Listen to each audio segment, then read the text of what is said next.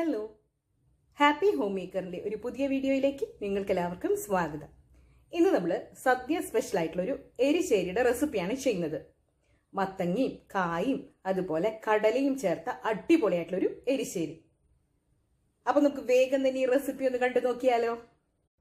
അപ്പൊ നമുക്കിന്ന് ഓണം സ്പെഷ്യൽ, അതായത് സദ്യ സ്പെഷ്യൽ ആയിട്ടുള്ള മത്തങ്ങ കായ എരിശ്ശേരി തയ്യാറാക്കാം. അതിന് വേണ്ടിയിട്ട് ഞാനിവിടെ ഒരു 400 ഗ്രാം മത്തങ്ങ എടുത്തിട്ടുണ്ട്, ഒരു ഏത്തക്കായ അല്ലെങ്കിൽ നേന്ത്രക്കായ എടുത്തിട്ടുണ്ട്. നമ്മൾ വറക്കാനൊക്കെയുള്ള പരുവല്ലേ, ആ ഒരു പരുവത്തിലുള്ള കായ ആവുമ്പോൾ കൂടുതൽ നല്ലത്. ഇനി ഇതിലേക്ക് നമ്മൾ എരിശ്ശേരിയിലേക്ക് സാധാരണ വൻപയർ ചേർക്കാറുണ്ട്, അതുപോലെ കടല ചേർക്കാറുണ്ട്. ഞാനിവിടെ കടലയാണ് ചേർക്കുന്നത്. ഓൾറെഡി കടല ഞാനിവിടെ വേവിച്ച് വെച്ചിട്ടുണ്ട്. ഇതിപ്പോൾ നമ്മൾ രാവിലെ പുട്ടുണ്ടാക്കുമ്പോൾ കുറച്ച് കടല അധികമായി എടുത്ത് വേവിച്ച് വെച്ചേക്കുന്നതാണ്. അതല്ലെങ്കിൽ നിങ്ങൾക്ക് ഒരു 1/2 കപ്പ് കടല തലേന്ന് വെള്ളത്തിൽ കുതിർത്ത് വെച്ചത് വേവിച്ചെടുക്കാം. അപ്പോൾ നമുക്ക് ആദ്യം തന്നെ മത്തങ്ങയും അതുപോലെ കായൊക്കെ ക്ലീൻ ചെയ്ത് കട്ട് ചെയ്തിട്ട് എടുക്കണം. ഈ ഒരു വലുപ്പത്തിലാണ് നമ്മൾ മത്തങ്ങയും അതുപോലെ കായൊക്കെ കട്ട് ചെയ്ത് വെച്ചേക്കുന്നത്. നമുക്കറിയാലോ, എരിശ്ശേരി എന്ന് പറയുമ്പോൾ ഒരു കുഴഞ്ഞ പരുവത്തിലാണ് നമ്മുടെ കറി ഇരിക്കേണ്ടത്. ഇനി നമുക്കിതൊരു കുക്കറിലേക്ക് ഇട്ട് കൊടുക്കാം. ഞാനിവിടെ കുക്കറിലാണ് വേവിക്കുന്നത്. നിങ്ങൾക്ക് ഇതിന് പകരം ചട്ടിയിലോ അതല്ലെങ്കിൽ വേറൊരു ഉരുളിയിൽ അങ്ങനെ വേവിക്കണമെങ്കിൽ അങ്ങനെയും ചെയ്യാവുന്നതാണ്. ഇനി ഇതിലേക്ക് നമുക്ക് എരിവിന് വേണ്ടിയിട്ട് 2 പച്ചമുളക് എടുക്കുന്നുണ്ട്. അത്യാവശ്യം എരിവുള്ള പച്ചമുളകാണ്. അത് നമുക്ക് നടുവേ ഒന്ന് കീറിയത് ഇട്ട് കൊടുക്കാം. ഒരൽപ്പം മഞ്ഞൾപ്പൊടി, ഒരു 1/4 ടീസ്പൂൺ മഞ്ഞൾപ്പൊടി ഇട്ട് കൊടുക്കാം. ഒരു 1/4 ടീസ്പൂൺ കാശ്മീരി മുളക് പൊടി ചേർത്ത് കൊടുക്കുന്നുണ്ട്. ഞാൻ ഉപയോഗിച്ചിരിക്കുന്ന പച്ചമുളകിന് അത്യാവശ്യം എരിവുള്ളതാണ്, അതുകൊണ്ടാണ് കാശ്മീരി മുളക് പൊടി യൂസ് ചെയ്തിരിക്കുന്നത്. ഇതിലേക്ക് ആവശ്യത്തിനുള്ള വെള്ളം ഒഴിച്ചു കൊടുക്കാം. നമ്മുടെ മത്തങ്ങയും അതുപോലെ കായൊക്കെ വേവാൻ ആവശ്യമായിട്ടുള്ള വെള്ളം കുക്കറിലേക്ക് ഒഴിച്ചു കൊടുത്തിട്ടുണ്ട്. ഇനി ഇതിലേക്ക് ആവശ്യത്തിനുള്ള ഉപ്പും കൂടെ നമുക്ക് ചേർത്ത് കൊടുക്കാം. കടല വേവിക്കുമ്പോൾ ഞാൻ ഉപ്പ് ചേർത്തിട്ടില്ലായിരുന്നു. ഏതായാലും മത്തങ്ങയും കായയും ഒക്കെ ചേർത്തിട്ടുള്ള ഈ ഒരു ഇതിനാവശ്യമായിട്ടുള്ള ഉപ്പ് ഞാൻ ചേർത്ത് കൊടുത്തിട്ടുണ്ട്. ഇനി നമുക്കിത് വെന്തതിന് ശേഷം ഉപ്പൊക്കെ ആവശ്യമുണ്ടെങ്കിൽ ചേർത്ത് കൊടുക്കാമല്ലോ. അപ്പോൾ ഇതൊരു 2 വിസിൽ വരുന്നത് വരെ നമുക്കൊന്ന് വേവിച്ചെടുക്കാം. മത്തങ്ങയും കായൊക്കെ വെന്ത് വരട്ടെ. ആ സമയം കൊണ്ട് നമുക്ക് അരപ്പ് തയ്യാറാക്കണം. ഓണം സദ്യ എന്നൊക്കെ പറയുമ്പോൾ നമുക്കറിയാം, തേങ്ങ, വെളിച്ചെണ്ണ അതുപോലെ മധുരമൊക്കെ നമ്മൾ കൂടുതലായി തന്നെ ഉപയോഗിക്കും. ഞാനിവിടെ 2 കപ്പ് തേങ്ങ എടുത്തിട്ടുണ്ട്. ഒരു 1/4 കപ്പ് തേങ്ങ വറുക്കാനായിട്ട്, ഇതിലേക്ക് നമ്മൾ വറുത്തരിശ്ശേരിയല്ലേ ചെയ്യുന്നത്, വറുക്കാനായിട്ട് മാറ്റി വെച്ചു. ബാക്കിയുള്ള തേങ്ങ ഇവിടെ വെച്ചിട്ടുണ്ട്. ഇത് നമുക്ക് നല്ലതുപോലെ ഒന്ന് അരച്ചെടുക്കണം.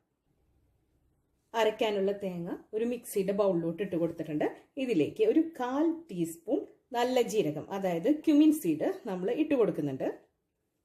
ഇതിനി നമുക്ക് നല്ലതുപോലെ ഒന്ന് അരച്ചെടുക്കാം. ഞാൻ ഇതിലേക്ക് വേറെ പച്ചമുളകോ അതല്ലെങ്കിൽ കരിവേപ്പിലയോ ഒന്നും തന്നെ ചേർത്ത് കൊടുക്കുന്നില്ല. ഇത് നല്ലതുപോലെ ഒന്ന് അരച്ചെടുക്കാം. നമ്മളിവിടെ തേങ്ങ അരച്ചെടുത്തിട്ടുണ്ട്. തേങ്ങ അരയ്ക്കുമ്പോൾ ഞാൻ ഇതിലൊരു 3 ടീസ്പൂണോളം വെള്ളം കൂടെ ചേർത്തിരുന്നു, ആ ഒരു ജീരകമൊക്കെ അരയാൻ വേണ്ടിയിട്ടാണ്. ഇനി നമുക്കിത് മാറ്റി വെക്കാം. ഇനി നമുക്ക് തേങ്ങ വറുക്കണം. അപ്പം അതിനുള്ള തേങ്ങ ഇവിടെ വെച്ചിട്ടുണ്ട്. ഇതിലേക്ക് ഒരു 3 വറ്റൽമുളക് വേണം, കുറച്ച് കരിവേപ്പില വേണം, അതുപോലെ വറുത്തിടാനായിട്ട് കുറച്ച് കടുകും കൂടെ വേണം. ചിലരിതിൽ ഉഴുന്നുപരിപ്പ് ചേർക്കാറുണ്ട്, ഞാൻ ഏതായാലും ചേർക്കുന്നില്ല. അതുപോലെ തന്നെ നമ്മൾ തേങ്ങ അരച്ചില്ലേ, ആ അരപ്പിൽ ചെറിയ ചുമന്നുള്ളിയിലുണ്ടല്ലോ, അത് ചിലർ ചേർക്കാറുണ്ട്. ഞാൻ അതും അവോയ്ഡ് ചെയ്തിട്ടുണ്ട്. നിങ്ങൾക്ക് അതൊക്കെ താല്പര്യം ഉണ്ടെങ്കിൽ ചേർത്ത് കൊടുക്കാവുന്നതാണ്. അപ്പം നമ്മുടെ മത്തങ്ങയും അതുപോലെ കായും വെന്തോ നോക്കാം. മത്തങ്ങയും കായൊക്കെ നല്ലതുപോലെ വെന്ത് വന്നിട്ടുണ്ട്. ഇതിലേക്ക് നമുക്ക് വേവിച്ച് വെച്ചേക്കുന്ന കടല കൂടെ ചേർത്ത് കൊടുക്കാം. കടല വേവിക്കുമ്പോൾ ഉപ്പ് ചേർത്തിട്ടില്ലായിരുന്നു. ആദ്യം തന്നെ നമുക്കിതൊന്ന് മിക്സ് ചെയ്ത് നോക്കാം. നല്ലതുപോലെ ഇളക്കി കൊടുക്കാം. മത്തങ്ങയും കായൊക്കെ നല്ലതുപോലെ വെന്തിട്ടുണ്ട് കേട്ടോ. ഇതൊന്ന് ചെറുതായിട്ട് വറ്റി വരട്ടെ.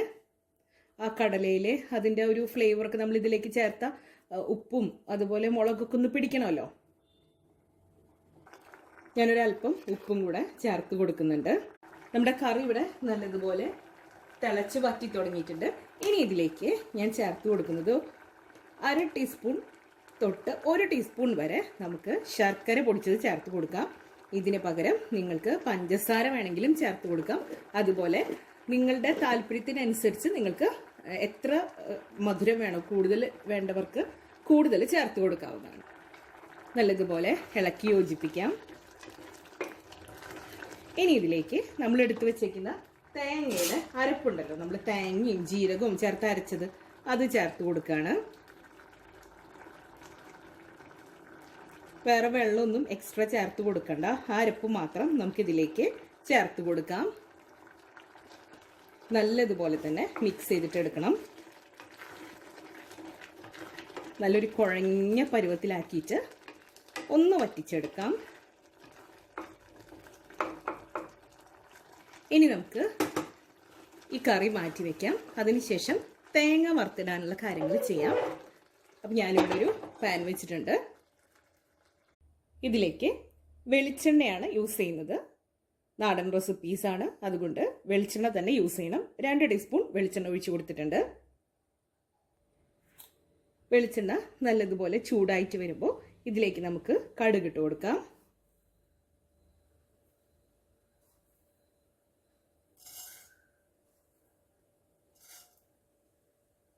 ഇതിലേക്ക് കരിവേപ്പിലയും അതുപോലെ വറ്റൽമുളകും ഇട്ട് കൊടുക്കാം.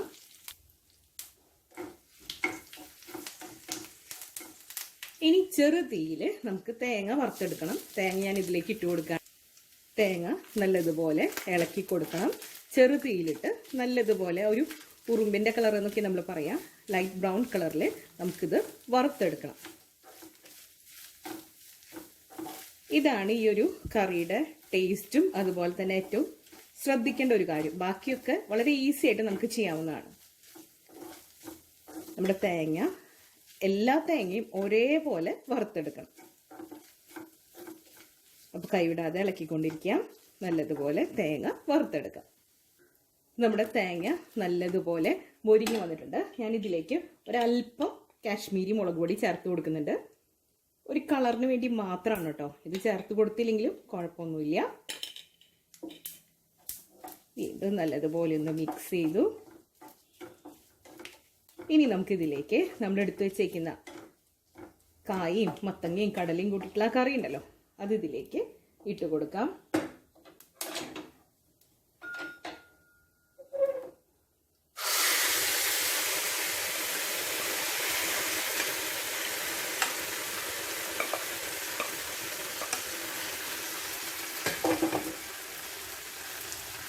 ഇനി ഇത് നല്ലതുപോലെ ഒന്ന് മിക്സ് ചെയ്തിട്ട് എടുക്കണം. നമ്മുടെ ഈ തേങ്ങ വറുത്തതുണ്ടല്ലോ, അതും ഈ ഒരു ഗ്രേവിയും കൂടെ നല്ലതുപോലെ മിക്സ് ചെയ്ത് കുറുക്കിയെടുക്കണം.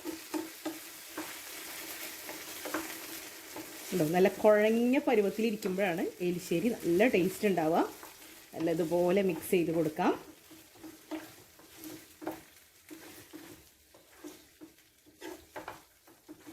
നല്ലതുപോലെ മിക്സ് ചെയ്യാം.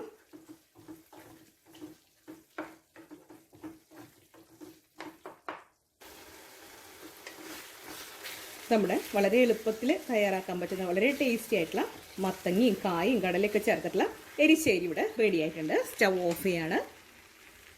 ഇപ്പോൾ തന്നെ നമ്മുടെ എരിശ്ശേരി നല്ലൊരു കുഴഞ്ഞ പരുവത്തിലാണ്. ഇനി കുറച്ച് നേരം കൂടെ ഇരിക്കുമ്പോൾ നമുക്കറിയാലോ, തേങ്ങ അരപ്പ് ചേർത്തിട്ടുള്ള കറികളാവുമ്പോൾ ഒന്നും കൂടി നല്ല കട്ടയായിട്ട് വരും.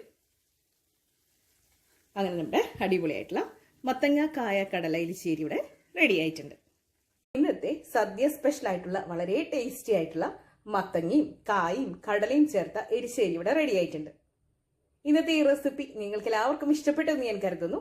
ഇഷ്ടപ്പെട്ടെങ്കിൽ ലൈക്ക് ചെയ്യാനും ഷെയർ ചെയ്യാനും സബ്സ്ക്രൈബ് ചെയ്യാനും മറന്നു പോകരുത്. അടുത്തൊരു അടിപൊളി റെസിപ്പിയുമായി വീണ്ടും കാണാം. അതുവരേക്കും താങ്ക്